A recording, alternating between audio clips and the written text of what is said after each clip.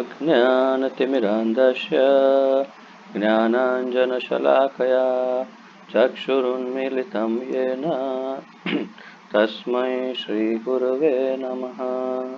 श्रीचैतन्यमनोभीष्टं स्थापितं येन भूतले स्वयं रूप कदा मह्यं ददाति स्वपदान्तिकं। वन्देऽहं श्रीगुरुं श्रीयुतपदकमलं श्रीगुरून् वैष्णवांश्च श्रीरूपं साग्रजातं सहगण रघुनाथान्वितं तं सजीवं साद्वैतं सावधूतं परिजनसहितं कृष्णचैतन्यदेवं श्रीराधाकृष्णपादान् सहगण ललिता श्रीविशाखान्वितांश्च।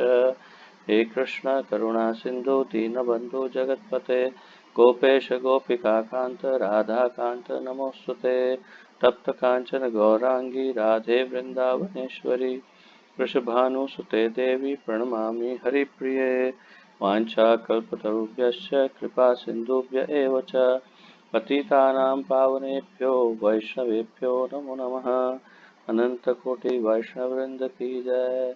नमः ओं विष्णुपादाय कृष्णप्रेष्ठाय भूतले श्रीमते जयपताका स्वामिनिति नामिने।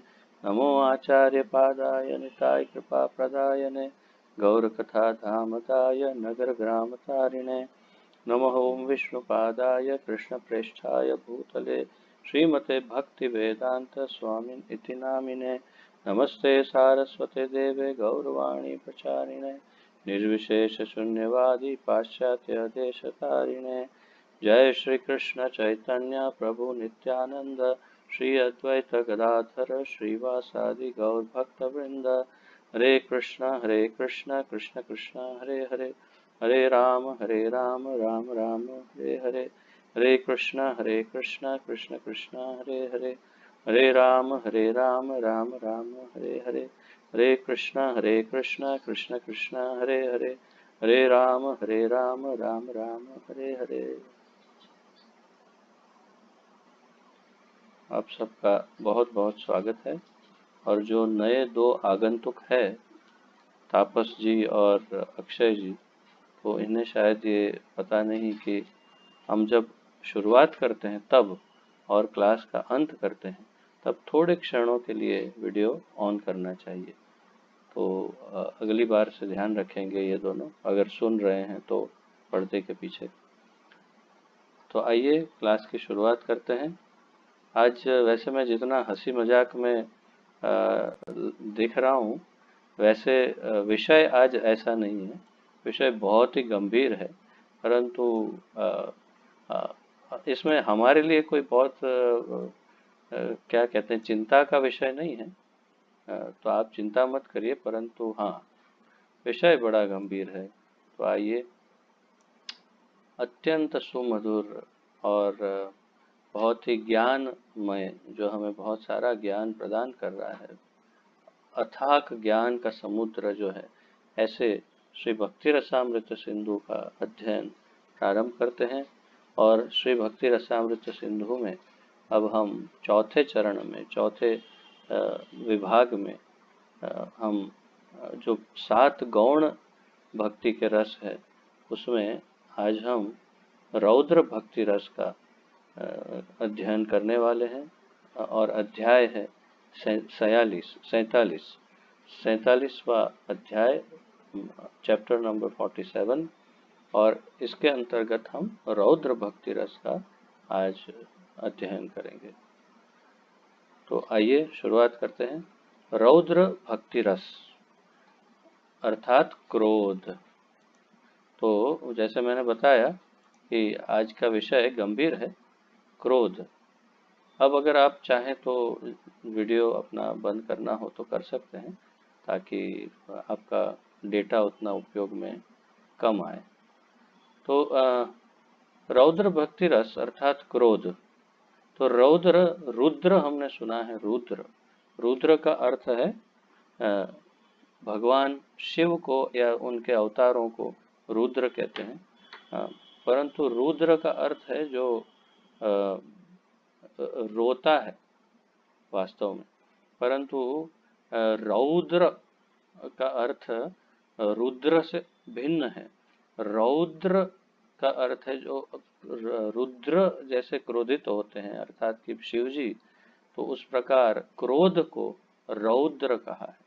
तो क्रोध को रौद्र शब्द से परिभाषित किया जाता है संस्कृत में।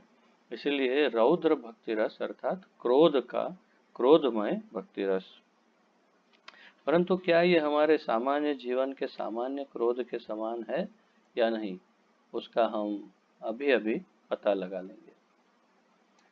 रौद्र भक्ति रस में कृष्ण सदैव आलंबन होते हैं। तो रौद्र भक्ति रस का आलंबन अर्थात कि उसका मूल कारण, क्यों क्रोध आता है कृष्ण भक्ति में, उसके मूल कारण कृष्ण ही सदैव आलंबन कृष्ण रहते हैं, सदैव, हमेशा। अर्थात कि हर समय जब भी क्रोध आ रहा है भक्ति में, तो उसका कारण कृष्ण होते हैं या होने चाहिए, या तो होते हैं या होने चाहिए। अन्य किसी कारण से यदि क्रोध आता है तो भक्ति का रस अर्थात रौद्र भक्ति रस नहीं माना जाता, उसे क्रोध ही कहते हैं, जो एक अवांछनीय हमारा दुर्गुण है।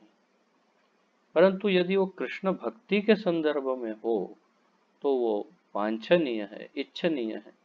और कैसे, कहाँ पर उसकी आवश्यकता होती है वो हम अभी देखेंगे। तो रौद्र भक्ति रस में कृष्ण सदैव आलंबन होते हैं, मूल कारण होते हैं। विदग्ध माधव 2.37 में ललिता नामक गोपी ने श्रीमती राधा रानी को संबोधित करते हुए जो क्रोध व्यक्त किया वह कृष्ण द्वारा जनित था। तो अब पता नहीं है आप में से कितने भक्तों को इस बात का ज्ञान है, परंतु ललिता सखी जो है, श्रीमती राधा रानी की प्रमुख अष्ट सखियां जो है, 8 सखियां, उसमें भी सबसे प्रमुख ललिता सखी है। ये भी आप जानते हैं कि अष्ट सखियों में सबसे प्रमुख ललिता सखी, जो हमेशा जब आप राधा श्याम सुंदर के यहाँ पर वृंदावन में दर्शन करते हैं तो उनके कृष्ण के जो दाहिनी साइड पर खड़ी रहती है, अर्थात कृष्ण की साइड जो खड़ी रहती है वो ललिता है, और जो राधा रानी की साइड खड़ी है वो विशाखा है। तो सबसे पहली प्रथम ललिता, फिर विशाखा। परंतु हमेशा सबसे अधिक ललिता जो है उनकी विशेषता या उनकी विशेषता यह है कि वे बहुत ही क्रोधी स्वभाव की है, अर्थात कि उग्र स्वभाव की है, और बहुत ही प्रचंड स्वभाव है उनका, बहुत ही बलवान, और एक क्या रौद्र स्वरूप की है वो। और लीडरशिप के गुण उसमें उनमें बहुत हैं, और राधा कृष्ण का लगभग सब कुछ संचालित करने में उनका सबसे बड़ा रोल होता है ललिता सखी का। तथा वो बड़ी है सबसे, तो वो कई बार दोनों को डांटती है। उसमें सबसे अधिक डांट तो कृष्ण को ही पड़ती है ललिता सखी से, परंतु कभी कभी राधा रानी को भी वो थोड़ा सा डांट सकती है। परंतु मुख्य रूप से वो सबसे मूल सूत्रधार और लीडर है राधा और कृष्ण के मिलन के लिए। तो आइए उनके द्वारा यहाँ पर एक हमें उदाहरण प्राप्त है ललित विदग्ध माधव रूप गोस्वामी के ग्रंथ से, और श्रीमती राधा रानी से ये कहती है, हे सखी, मेरी आंतरिक इच्छा दूषित हो चुकी है, अतएव मैं यमराज के पास जाऊंगी, किंतु मुझे ये देखकर दुख होता है कि कृष्ण ने तुम्हारे ठगे जाने पर अपनी हंसी अभी तक बंद नहीं की है। मेरी समझ में नहीं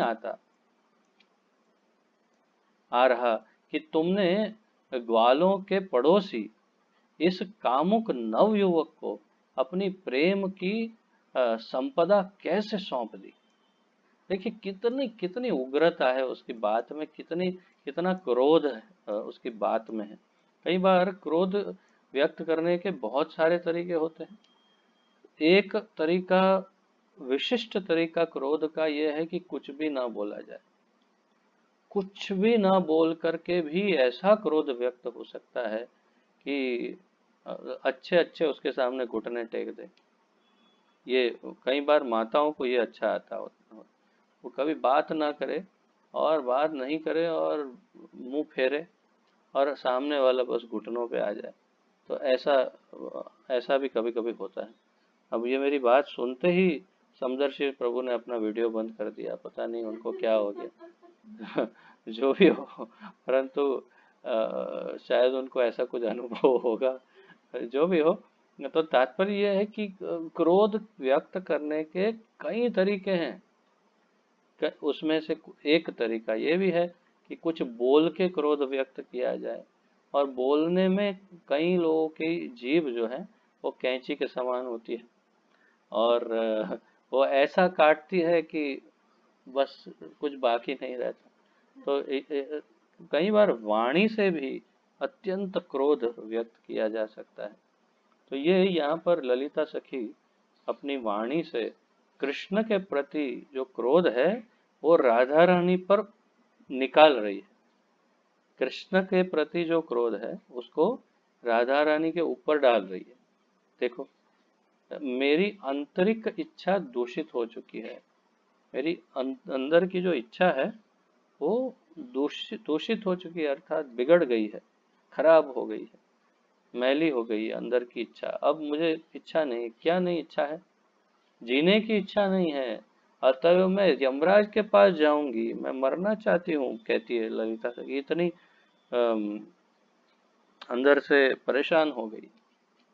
किंतु मुझे यह देखकर दुख होता है, वो कहती है, कि कृष्ण ने तुम्हारे ठगे जाने पर अपनी हंसी अभी तक बंद नहीं की। अर्थात भगवान ने राधा रानी को कुछ छेड़ दिया, ठग लिया उसको, कुछ तो भी उनके साथ ऐसा किया कि राधा रानी जो है वो कृष्ण से ठगी गई है।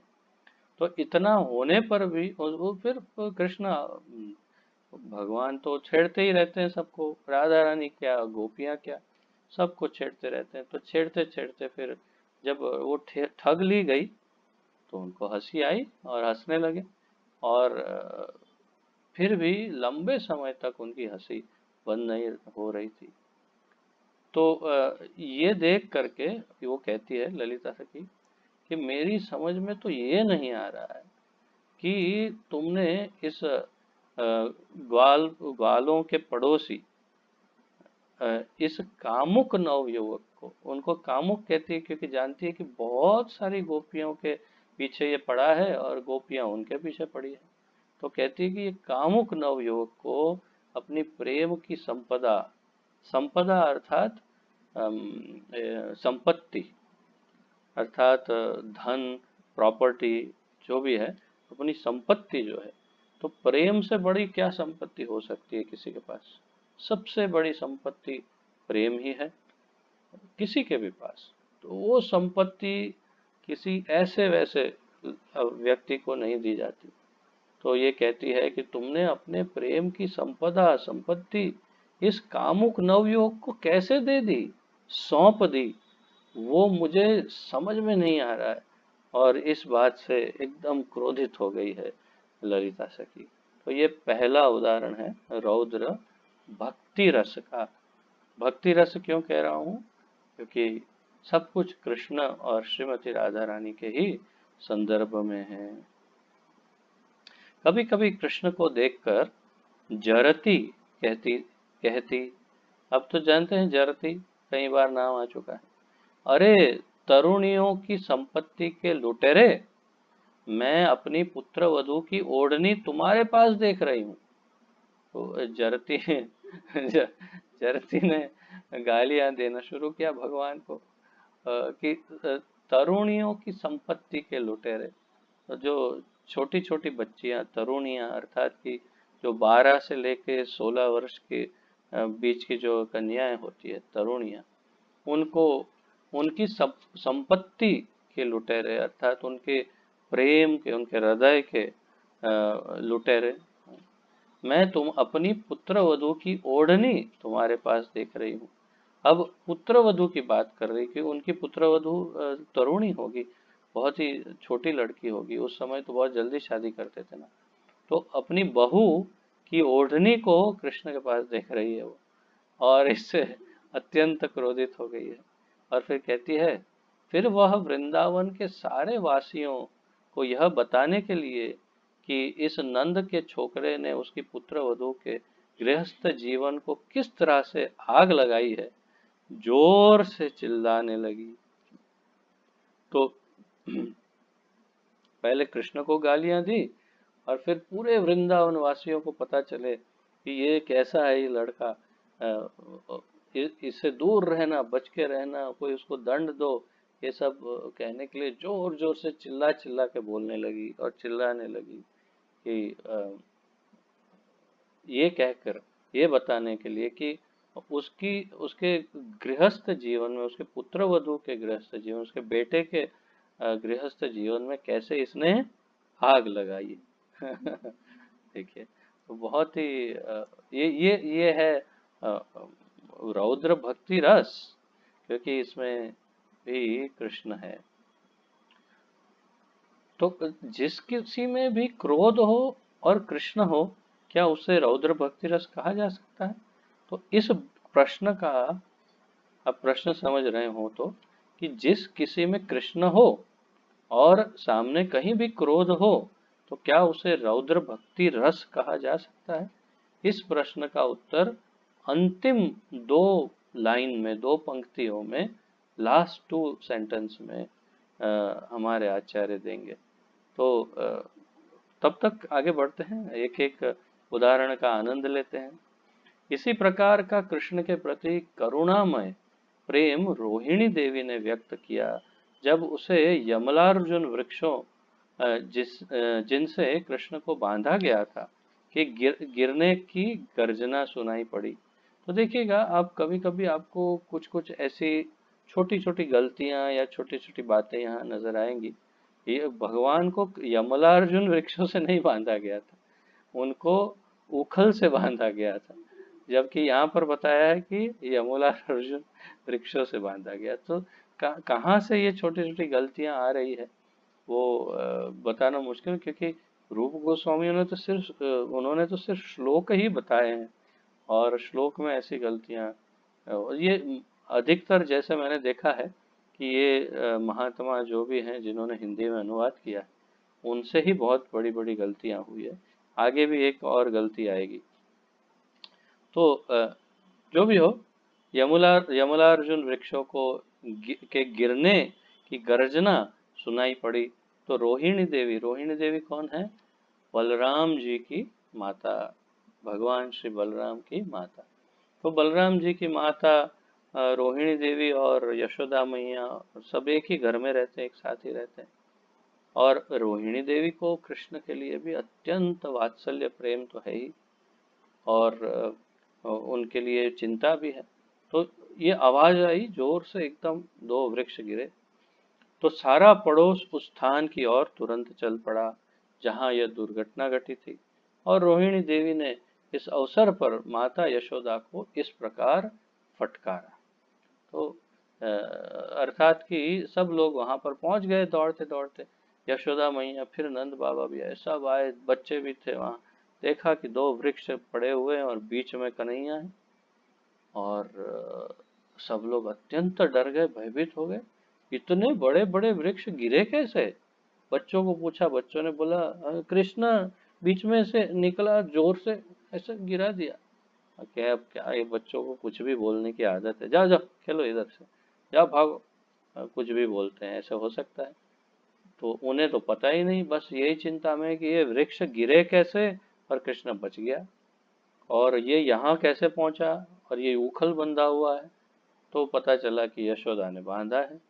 तो इस बात को सुन करके रोहिणी माता इतनी क्रोधित हो गई, उनको इतनी चिंता हो गई कृष्ण के लिए, तो वो यशोदा मैया को कहने लगी भले ही तुम अपने पुत्र को रस्सी से बांधकर उसे पाठ पढ़ाना चाह रही हो, किंतु क्या तुम्हें यह नहीं दिखा कि तुम्हारा पुत्र खतरनाक स्थान में है?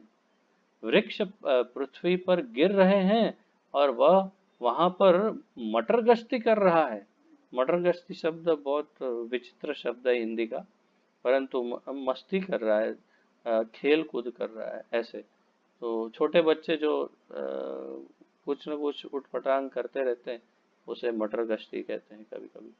तो तो यशोदा मैया के प्रति रोहिणी देवी का यह क्रोध श्री कृष्ण के द्वारा उत्पन्न रौद्र भक्ति रस का उदाहरण है। तो यशोदा के प्रति रोहिणी देवी क्रोधित हुई, परंतु मूल कारण क्या है? कृष्ण के प्रति उनका जो प्रेम है, वात्सल्य है, उसके कारण ये रौद्र भक्ति रस उत्पन्न हुआ, और इसीलिए ये बहुत ही उत्तम उत्तम रस है।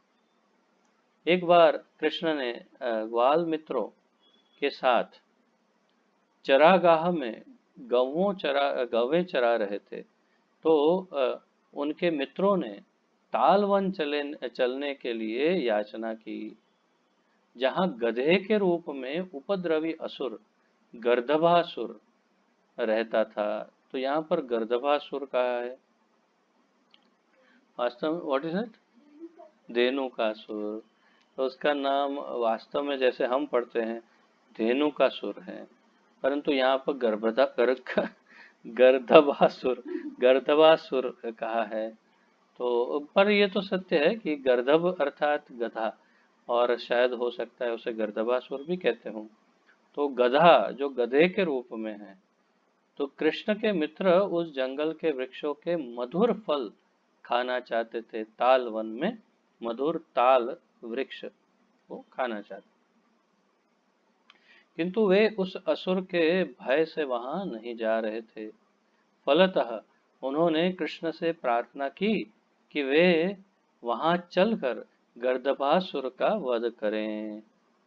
जब कृष्ण ने वध कर दिया, अब यहाँ लिखा है कृष्ण ने वध कर दिया, लेकिन हमें कहीं पर यह भी पढ़ा है कि बलराम जी ने धेनुकासुर का वध किया, और इसीलिए उन्हें कृष्ण चिढ़ा भी रहे थे कि देखो इन्होंने तो गधा मार दिया, इन्होंने तो गधा मार दिया। तो उनको चिढ़ा कर उनकी एक तरह से उनकी हंसी उड़ा रहे थे। तो ये हमारे ज्ञान में है, परंतु यहाँ पर हमारे लेखकों ने लिखा है कि आचार्यों ने कि कृष्ण ने मार दिया। तो हो सकता है कुछ कुछ ग्रंथों में अलग अलग प्रकार से दिया है। दोनों ने मिलके, बहुत सारे थे ना, एक भी नहीं था, बहुत गधे थे, बहुत सारे मित्र थे, सबको दोनों ने मिलके मारा है। धेनुकासुर, हाँ, इसीलिए तो ताल वन में बलराम जी का मंदिर है। हम जब ताल वन जाते हैं तो वहां पर तुम देखो, वहां पर बलराम जी का मंदिर है ताल वन में, क्योंकि वहां पर धेनुकासुर का वध बलराम जी ने किया। तो ये तो स्पष्ट है, परंतु फिर भी कुछ कुछ ग्रंथों में कहीं कहीं पर अलग वर्णन हो सकता है, और सब लीलाएं सत्य है। और उससे भी मुख्य महत्वपूर्ण बात यह है जो हमें हमेशा याद रखनी चाहिए कि हमारे आचार्य कभी गलत नहीं हो सकते, हम ही गलत होते हैं, क्योंकि हमारा ज्ञान अल्प होता है, अपूर्ण होता है, और इसलिए हम ही गलत होते हैं प्रायः, कभी हमारे आचार्य गलत नहीं हो सकते। तो इस भाव को देखते हुए गर्दभासुर का वध भगवान ने कर दिया, तो सब मित्र घर लौट आए। उस दिन की घटना की सूचना से माता यशोदा व्यग्र हो उठी, क्योंकि कृष्ण को तालवन के इतने संकट में अकेले ले जाया गया था। इस तरह वे उन बालकों से रुष्ट थी। तो घर आए, और सब मित्र घर पे आए, और उस दिन क्या हुआ वो पूरी घटना जो है वो माता यशोदा को बताई होगी, या तो उन तक पहुंच गई कि आज तो भाई सारे ग्वाल बाल मित्र चले गए तालवन में, और वहां पर जाकर कि इन लोगों ने दोनों ने मिलकर सारे गधों को मार दिया। और अब माता यशोदा जानती थी कि एक केवल साधारण गधा नहीं था, ये तो बहुत बड़ा भयानक, बहुत ही बलशाली असुर था, धेनुकासुर। तो उसे तो वहां पर गए कैसे, तो चिंता हो गई उनको। और मैं आपको पूर्व में भी बता चुका हूँ कई बार कि ये वात्सल्य रस ऐसा है कि जिसमें वो कृष्ण को भगवान मानने को तैयार ही नहीं है, वो उसे अपना बेटा ही मानती है, चाहे कुछ भी हो जाए। तो ये वात्सल्य रस की शुद्धता है, प्योरिटी, शुद्धता। तो यहाँ पर फिर से एक बार वही देखने को मिल रहा है, जब बच्चे बता रहे हैं कि धेनु का सुर को मार दिया, तो भी वो उस बात से प्रसन्न नहीं है, ऊपर से डांट रही है सबको और बहुत क्रोधित हो गई। क्योंकि कृष्ण को तालवन के इतने संकट में अकेले ले जाया गया था, इस बात से वो व्यग्र, क्रोधित हो गई।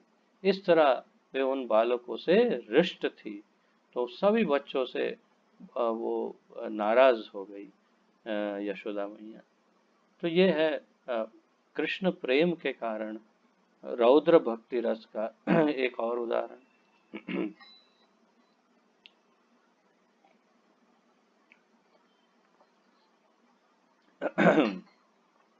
राधा रानी की एक सखी के क्रोध का भी एक उदाहरण प्राप्त होता है। जब राधा रानी ने कृष्ण के व्यवहार से रुष्ट होकर उनसे बोलना बंद कर दिया था, तो कृष्ण जी राधा रानी के इस घोर असंतोष के लिए अत्यधिक खिन्न थे। तो देखिए, भगवान और राधा रानी का जो मान लीला है, उस मान लीला की यहाँ पर चर्चा है। तो राधा रानी मान करके बैठ गई, रूठ के बैठ गई, और कृष्ण अत्यंत दुखी हो गए इस बात से कि राधा रानी रूठ गई है। और वो उनको मनाने के लिए उन्होंने बहुत सारी कोशिश करना आरंभ कर दिया। फलतः क्षमा मांगने के लिए वे राधा रानी के चरण कमलों पे गिर पड़े। राधा रानी के चरण कमलों पर भी गिर गए भगवान, किंतु इस पर भी राधा रानी तुष्ट नहीं हुई। क्योंकि भाई, वो तो उन्हें भगवान तो मानती ही नहीं ना भाई, अपना प्रेम ही है, और बहुत ही बदमाश है और लंपट भी है, और भी गोपियों के साथ रंग रलियां मनाता है। तो ये सब से पहले ही बहुत विचलित है राधा रानी, और इतनी चिंताओं में फिर कुछ ऐसा उटपटांग कर दिया कृष्ण ने, तो ऐसा रूठ के बैठ गई, तो सोच के बैठी कि अब इस बार तो इसे माफ करना ही नहीं, चाहे नाक रगड़ने दो। तो नाक रगड़ी भगवान ने, और सर पे, राधा रानी के पैरों पे अपना सर रगड़ा, लेकिन फिर भी राधा रानी ने बिल्कुल मचक नहीं दी, बिल्कुल भी। तो क्या हुआ, अब ये देख कर के बाकी सखियों के खून खौल गए कि अरे भाई यार, ये इतना माफी मांग रहा है और तुम क्षमा नहीं कर रही हो। तो उसी समय उनकी एक सखी ने इस प्रकार फटकारा, अर्थात डांट करके कहा, हे सखी, तुम असंतोष रूपी मथानी से अब स्वयं को मथ रही हो। तो तुम असंतोष रूपी मथानी से स्वयं को मथ रही हो, अर्थात तुम असंतुष्ट हो, वो तुम्हारा प्रॉब्लम है, कृष्ण का कोई दोष नहीं है, तुम असंतुष्ट हो, ऐसा वो कहना चाहती है। ये प्रॉब्लम तुम्हारा है, कृष्ण का नहीं। अतएव मैं तुमसे क्या कहूँ, मैं तुम्हें इतनी सलाह दे सकती हूँ कि तुम इस स्थान से तुरंत चली जाओ, क्योंकि तुम्हारे दुर्व्यवहार से मुझे अत्यधिक पीड़ा हो रही है। मैं तुम्हारे इस दुर्व्यवहार को अब देख नहीं सकती, क्योंकि यदि अभी कृष्ण का मोर मुकुट तुम्हारे पांवों को स्पर्श कर चुका है, फिर भी तुम क्रोध से मुंह लाल किए हो। तो उपर्युक्त प्रकार से भक्ति रस में असंतोष तथा क्रोध की मुद्राएं बनाना ईर्ष्यु कहलाता है। इसे ईर्ष्यु कहते हैं। ये एक शब्द है नया हमारे लिए, ईर्ष्यु। तो ये ईर्ष्यु शब्द है, इसमें कहीं पर असंतोष है, कहाँ क्रोध है, और मूल रूप से कृष्ण प्रेम है। तो जब कृष्ण के साथ दुर्व्यवहार हो रहा है तो सखी सहन नहीं कर पाई और राधा रानी को डांट दिया कि तुम यहाँ से जाओ भाई, अभी तुम इधर बैठो मत, क्योंकि कृष्ण तुम्हारे चरणों पे अपना मोर मुकुट रगड़ चुका है, लेकिन फिर भी तुम्हारा क्रोध कम नहीं होता, तो तुम यहाँ से चली जाओ। जब अक्रूर वृंदावन से जा रहे थे तो कुछ सयानी गोपियां ने उन्हें इस प्रकार उलाहना दिया, हे गांधिनी पुत्र, तुम्हारी क्रूरता यदुकुल को कलंकित कर रही है। तुम कृष्ण को लिए जा रहे हो और उनके बिना हमें इस दयनीय दशा में छोड़े जा रहे हो। तुम्हारे जाने के पूर्व ही सारी गोपियों के प्राण लगभग निकल चुके हैं। पहले ही हम तो मरने जैसी हो गई है, अब तुम क्या लेके जाओ ना लेके जाओ, हमें तो तुमने मार ही दिया है। अर्थात कि अत्यंत क्रोधित होकर के कृष्ण प्रेम के कारण, कृष्ण विरह के कारण ये गोपियां अक्रूर जी को डांट रही है। जब महाराज युधिष्ठिर द्वारा संपन्न राजसूय यज्ञ की सभा में शिशुपाल द्वारा कृष्ण अपमानित हुए थे तो पांडवों तथा भीष्म पितामह समेत कौरवों में काफी उथल पुथल होने लगी। हमने पहले भी दो चार उदाहरण देखे इसी के कि सब बहुत ही व्याकुल हो गए, सब लोग बहुत क्रोधित हो गए थे। भीष्म पितामह, भीम, अर्जुन, युधिष्ठिर भी सभी बहुत क्रोधित हो गए थे। परंतु यहाँ नकुल का उदाहरण दिया है। उस समय नकुल ने अत्यंत क्रोध में आकर कहा, कृष्ण भगवान हैं और उनके चरण के अंगूठे वेदों के विद्वानों के रत्न जटित मुकुटों से निकलने वाले प्रकाश से सुशोभित हैं। यदि कोई उनका उपहास करेगा तो मैं पांडव के रूप में घोषित करता हूँ कि मैं उसके मुकुट पर बाएं पांव से प्रहार करूंगा और उसे अपने यमदंड सदृश बाणों से बींध दूंगा। यह कृष्ण के प्रेम में क्रोध का उदाहरण है। तो कृष्ण प्रेम में क्रोध का एक और उदाहरण नकुल ने प्रस्तुत किया, क्योंकि सारे पांचों के पांचों पांडव अत्यंत प्रेम करते हैं भगवान से, अत्यंत, सब शुद्ध भक्त हैं।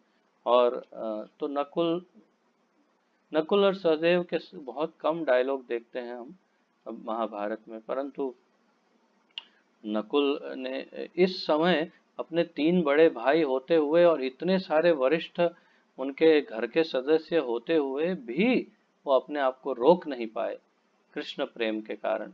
तो इससे हमें ये सीख लेनी है कि यदि कोई कृष्ण को, यदि कोई भगवान के शुद्ध भक्तों को, श्रीमती राधा रानी को, या कोई उनके शुद्ध भक्तों को, या स्वयं भगवान को, या उनके धाम आदि को कोई यदि कोई अनुचित बात करता है तो उसे कतई सहन नहीं करना चाहिए, कदापि सहन नहीं करना चाहिए, और कुछ न कुछ प्रतिकार, अपना प्रतिकार जो है प्रदर्शित करना चाहिए, अपना विरोध, बहुत ही स्ट्रॉन्ग विरोध प्रदर्शित करना चाहिए।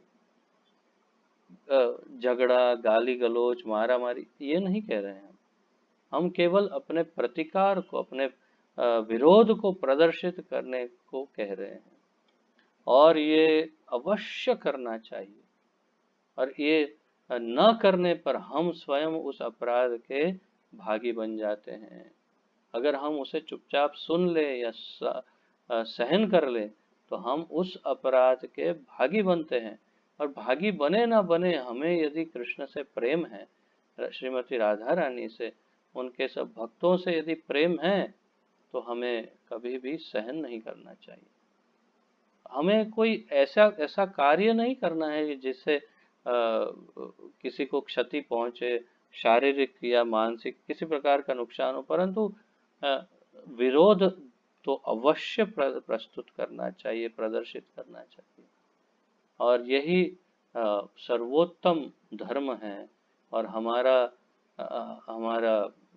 हमारा जो भक्ति रस है उसको प्रदर्शित करने का यही तो अवसर है। और हमें रौद्र भक्ति रस को ऐसे समय पे प्रदर्शित करना चाहिए, बोलकर भी कम से कम सुनाना चाहिए कि ये अनुचित है, ये अनुचित है, ये अनुचित है, हम इसे सहन नहीं कर सकते। और या तो फिर बोल भी नहीं सकते तो वहां से तुरंत चले जाना चाहिए। तो इससे मुझे एक उदाहरण वारंवार स्मरण होता है।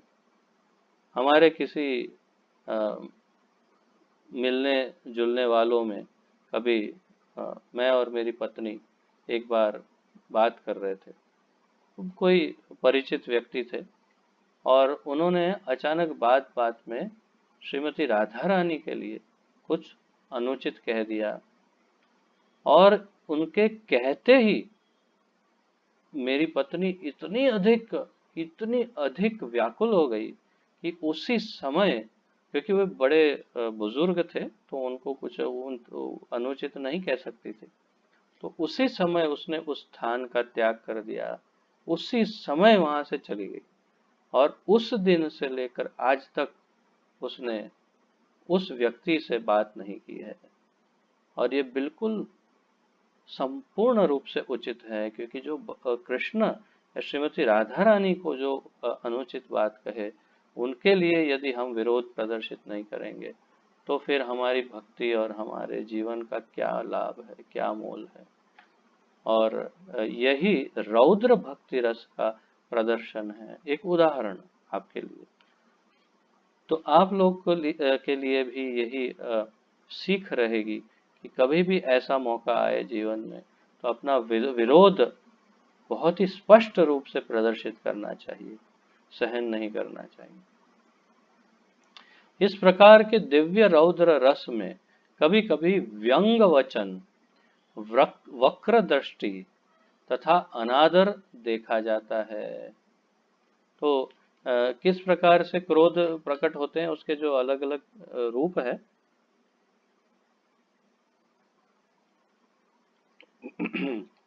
उसमें व्यंग वचन अर्थात कि सामने वाले को अपमानित हो या उसका मजाक उड़े या उसको नीचा दिखाए, ऐसे वचन, वाक्य।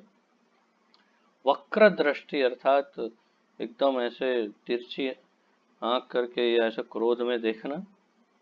तथा अनादर, या तो उनका सीधा ही अनादर कर देना, ये देखा जाता है। कभी कभी कुछ अन्य लक्षण भी देखे जाते हैं, यथा दोनों हाथों को मलना। तो कभी कभी ऐसे ऐसे ऐसे क्या करूं, ऐसा ऐसा ऐसा करते हैं। या फिर दांत किटकिटाना या फिर होंठ काटना। तो क्रोध में अपने होंठ को काट लेते हैं कभी भी। और मैं सब तो नहीं दिखा पाऊंगा डेमोन्स्ट्रेशन आपको, परंतु जितना दिखा सकता हूँ उतना प्रयास कर रहा हूँ। और भौवें चढ़ाना, तो भौवों को ऐसे, ये जो भौवें हैं उसे ऐसे ऐसे चढ़ाना। बाहें खुजलाना और सिर नीचा करना, तेज सांस लेना, कड़े शब्द कहना, सिर हिलाना, आंखों की कोरों का पीला पड़ जाना तथा होंठ फड़फड़ाना। तो मैंने एक बार ऐसा देखा है मौका, केवल एक बार मुझे स्पष्ट याद है। मैंने किसी को बहुत क्रोधित देखा था। तो मैंने देखा कि उस व्यक्ति का जो नीचे का होंठ है ऐसा टक टक टक टक टक टक टक टक इतना तेजी से हिल रहा है। तब मुझे लगा कि हाँ, ये वास्तव में ऐसे खाली क्या कहावत नहीं है, वास्तव में ऐसे होंठ फड़फड़ाते हैं जब कोई क्रोध में होता है। तो ये सारे लक्षण भी प्रदर्शित होते हैं। कभी कभी आंखें लाल पड़ जाती है, तो कभी म्लान पड़ जाती है। म्लान अर्थात बिल्कुल जिसके अंदर, क्षमा कीजिए, खून ना हो या बिल्कुल एकदम क्या कहते हैं, निस्तेज जैसे। कभी प्रताड़ना होती है तो कभी चुप्पी। क्रोध के इन सारे लक्षणों के दो भाग किए जा सकते हैं। अब ये सारे जितने क्रोध के लक्षण बताए उन्हें दो भागों में विभाजित करते हैं। तो अगर आप कुछ छोटी मोटी नोट्स अभी भी लिख रहे हैं तो इसे नोट कर सकते हैं। क्रोध का अभी और दो भाग किए हैं इसमें, इन लक्षणों के। वैधानिक अर्थात स्थायी अथवा अवैधानिक अर्थात अस्थायी। वैधानिक अर्थात स्थायी, स्थिर, जो हमेशा रहता है या लंबे समय रहता है। अवैधानिक अर्थात अस्थायी, जो थोड़े समय में तुरंत चला जाता है। कभी कभी आवेश में मोह, गर्व, निराशा, भ्रम, क्लीवता, ईर्षा, पटुता, उपेक्षा तथा कठिन श्रम के लक्षण अवैधानिक भाव होते हैं। तो अवैधानिक भाव का अर्थ क्या है? अस्थाई। तो कौन से अस्थाई भाव बताए? आवेश, क्योंकि आवेश आता है फिर चला भी जाता है। गर्व, तो हमेशा गर्व नहीं रहता, कभी कभी गर्व उतर जाता है। निराशा कोई हमेशा नहीं रहती, फिर वापस नॉर्मल हो भी जाता है। तो ये सारी चीजें जो हैं ये अवैधानिक लक्षण हैं। इन सभी भावों में क्रोध की अनुभूति को स्थायी भाव माना गया है। तो इन सब में क्रोध की अनुभूति जो है वो स्थायी भाव है। अर्थात इन सभी लक्षणों में क्रोध उसका मूल तत्व है, उसके मूल कारण में क्रोध है।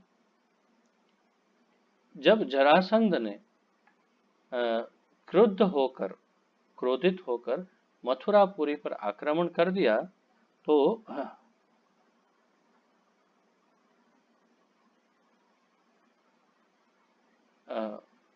मेरे ऊपर भी किसी मच्छर ने आक्रमण कर दिया। यहाँ पे मैं जरासंध की बात की।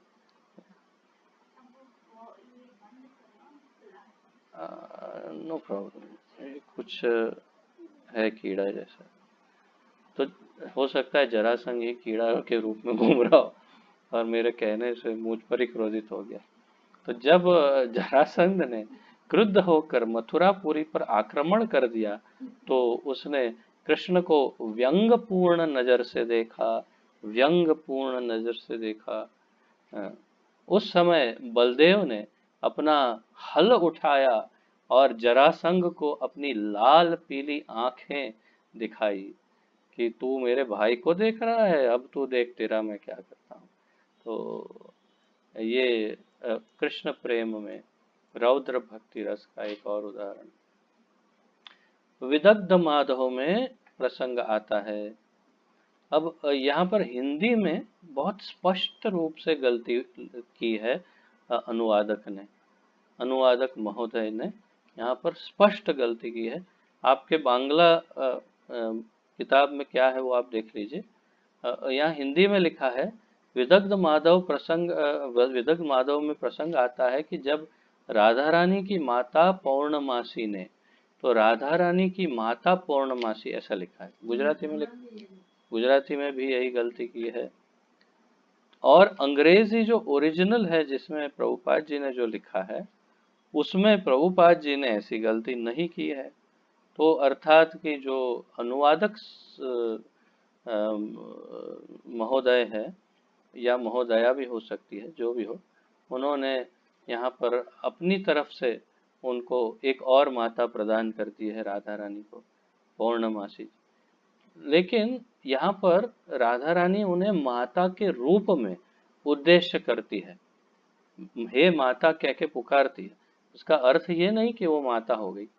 कई बार कई बुजुर्ग स्त्रियों को हम माता कह के पुकारते हैं, तो इस तरह से उन्हें माता कहती है। और फिर यहाँ आगे ही वो बताते भी हैं कि उनकी माता कीर्तिदा है, ऐसा आगे बताते भी हैं। तो यहाँ पर अनुवादक की गलती है। बांग्ला में अगर गलती हो तो आप उस लाइन को थोड़ा सुधार सकते हैं। राधा रानी की माता नहीं है। जब राधा रानी ने पौर्णमासी को अ, हाँ, प्रसंग आता है कि जब राधा रानी, नहीं तो जब पौर्णमासी ने श्रीमती राधा रानी पर आरोप लगाया, तो राधा रानी की माता पौर्णमासी, पूरी लाइन ही काट सकते हैं। तो जब पौर्णमासी ने श्रीमती राधा रानी पर आरोप लगाया कि वह कृष्ण के पास जाती है, तो इस पर क्रुद्ध होकर राधा रानी पौर्णमासी से बोली। अब एक और है कि शायद हमने कभी ये भी शायद पढ़ा था कि पौर्णमासी उनकी आ, हाँ, या तो धाई है, धाई माँ है, या तो फिर उनके कीर्तिदा माता की सेविका है, ऐसा कुछ। तो कहीं ना कहीं कुछ क्लोज रिलेशन में है पौर्णमासी, जिनके कारण उनको माता कह के पुकार रही है। तो श्रीमती राधा रानी पर आरोप लगाया कि वह कृष्ण के पास जाती है, तो इस पर क्रुद्ध होकर राधा रानी पौर्णमासी से बोली, क्रोधित होकर बोली, हे माता, मैं आपसे क्या कहूँ। कृष्ण इतना क्रूर है कि वह प्रायः गली में मुझ पर प्रहार करता है, और यदि मैं जोर से चिल्लाना चाहती हूँ तो वह मोर पंखधारी बालक तुरंत मेरा मुंह बंद कर देता है, जिससे मैं रो न पाऊं। यदि मैं डर कर उस स्थान से भागना चाहती हूँ तो वह तुरंत अपनी बाहें फैलाकर मेरा रास्ता रोक लेता है। यदि मैं दीन भाव में उसके पांवों पर गिरकर गिड़गिड़ाती हूँ, तो मधु असुर का यह शत्रु अर्थात मधुसूदन क्रुद्ध होकर मुझे मुख पर काटने लगता है। माता, जरा मेरी स्थिति को समझने की कोशिश तो करो, मेरे ऊपर व्यर्थ क्रुद्ध मत हो। प्रत्युत मुझे बतलाओ कि मैं कृष्ण के इन भयंकर हमलों से अपने स्वयं को कैसे बचाऊं। तो राधा रानी बड़ी स्मार्ट है, और ये कहने स्वीकार करने के बदले सारा दोष जो है, दोष का टोपला टोकरी वो कृष्ण के ऊपर ही डाल दी, और कहा कि वो ही मुझे बदमाश, मुझे परेशान करता है, आप मुझे बताओ उसे कैसे पीछा छुड़ाया जाए। तो ये क्रोध है, परंतु क्योंकि वो कृष्ण को कुछ बोल रही है पौर्णमासी, तो सहन नहीं हो रहा, तो इस तरह से अपना क्रोध व्यक्त कर रही है।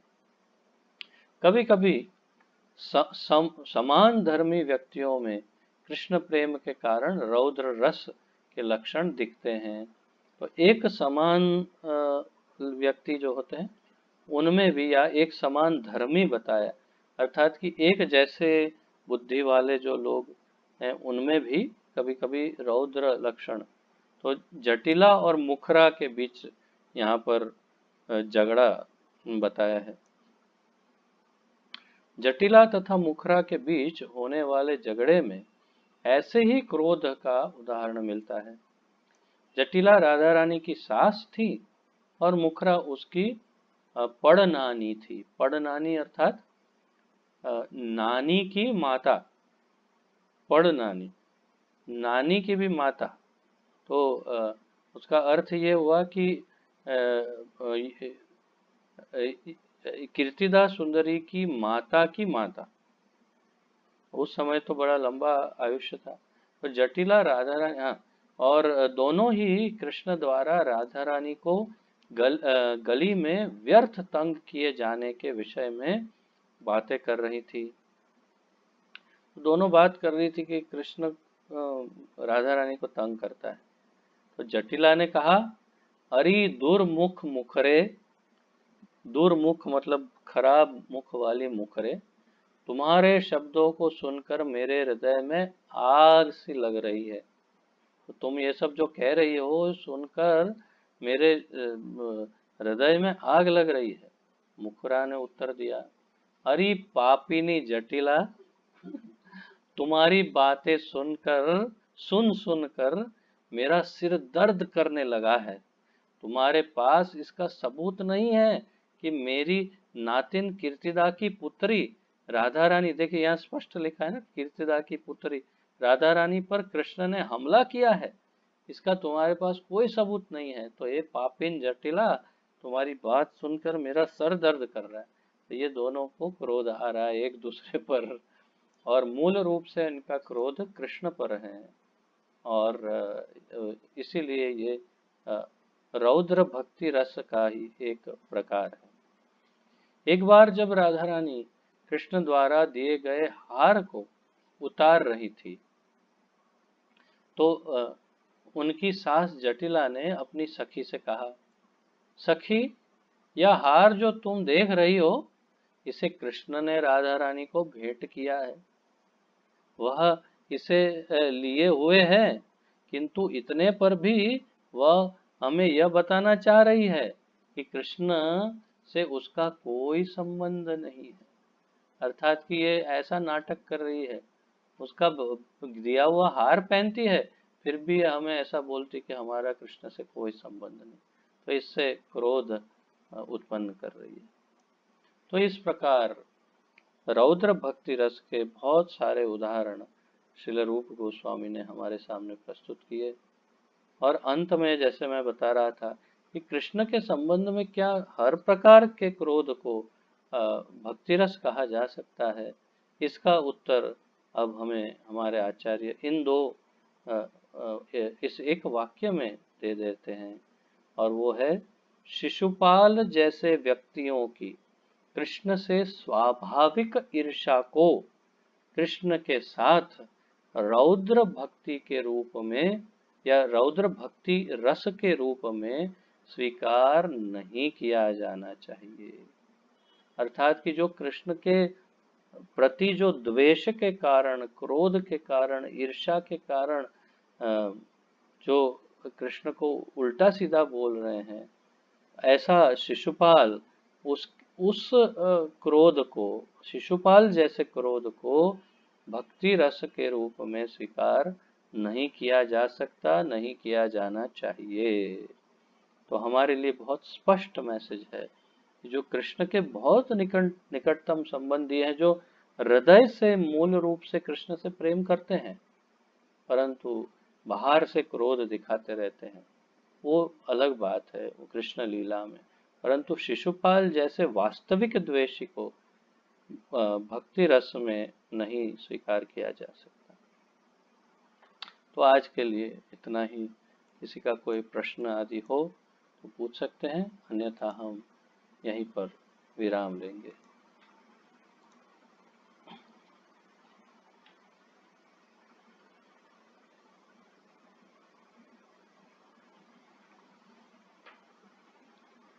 तो आशा है आप सबको बड़ा आनंद आया होगा, और कल फिर आगे बढ़ेंगे अगले अध्याय से। और जैसे कि ये हम देखते हैं, ये सारे गौण भक्ति रस हैं, परंतु है तो भक्ति रस, इसलिए इसकी चर्चा हमारे आचार्य करते रहते हैं। और अब 48वां अध्याय अगला जो है वो हम आगे देखेंगे, जिसमें भयानक भक्ति रस तथा विभत्स भक्ति रस के उदाहरण हम देखेंगे कल से। तो आइए प्रणति निवेदन करते हैं। श्री भक्ति रसामृत सिंधु की जय। श्रील रूप गोस्वामी प्रभुपाद की जय। पतित पावन अभय चरणारविंद भक्ति वेदांत स्वामी श्रील प्रभुपाद की जय। गुरु महाराज की जय। आप सब भक्तों की जय हो। निताय गौर प्रेमानंदे। हरि हरि बोल। हरे कृष्ण। आप सबको दंडवत प्रणाम। धन्यवाद।